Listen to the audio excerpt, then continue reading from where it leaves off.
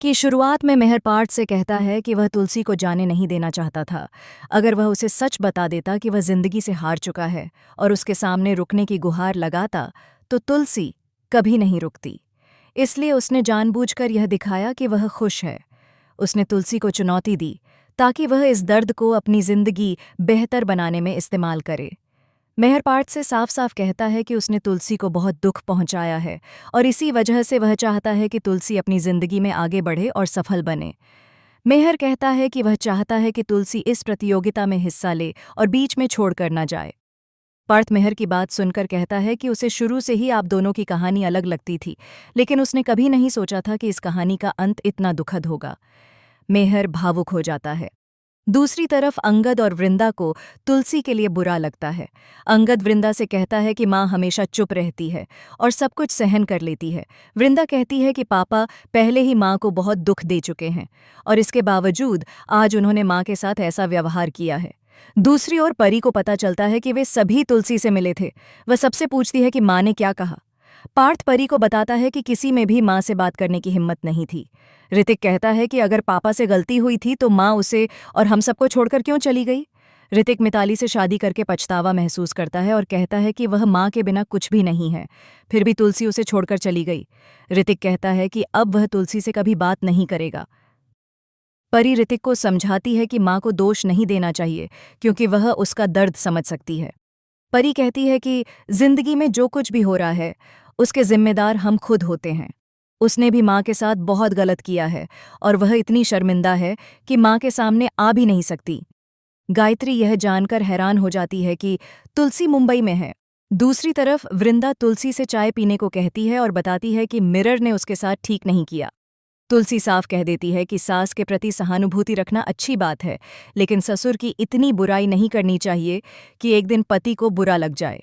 दूसरी तरफ मेहर अपने किए पर पछताता है और दुखी होता है। इधर तुलसी वृंदा से कहती है कि हम औरतें अपने रिश्तों के लिए पूरी तरह समर्पित होती हैं और पूरी जिंदगी जिम्मेदारियां निभाने में लगा देती हैं। मेहर मानता है कि इतने लंबे समय बाद तुलसी से मिलकर भी उसने उससे झूठ बोला। तभी गायत्री उसके पास आती है और कहती है कि उसने सुना है कि तुलसी मुंबई में है। वह पूछती है कि क्या तुलसी वापस घर आ रही है। गायत्री मिरर से कहती है कि उसे तुलसी को वापस ले आना चाहिए, लेकिन मिरर साफ मना कर देता है। वह कहता है कि अब यह घर पहले जैसा नहीं रहा और जो गलतियां हुई हैं क्या वे सब माफ हो सकती हैं। वह पूछता है कि वह किस हक से तुलसी को वापस लाए। गायत्री याद दिलाती है कि तुलसी उसकी पत्नी है, लेकिन मिरर कहता है कि अब उनका तुलसी पर कोई हक नहीं है। दूसरी तरफ तुलसी वृंदा को बताती है कि उसने सोचा था कि शायद मिरर को अपनी गलती का एहसास होगा, लेकिन उसने नोना के कंधे पर हाथ रखा, जबकि उसे पता था कि इससे उस पर क्या बीतेगी।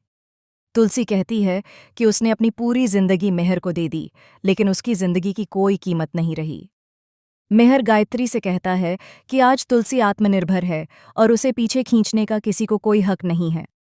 अगर तुलसी को सच्चाई पता चल जाती तो वह यह मुकाबला ही छोड़ देती। तुलसी फैसला करती है कि वह यहीं रुकेगी और उन लड़कियों को अपने पैरों पर खड़ा करेगी।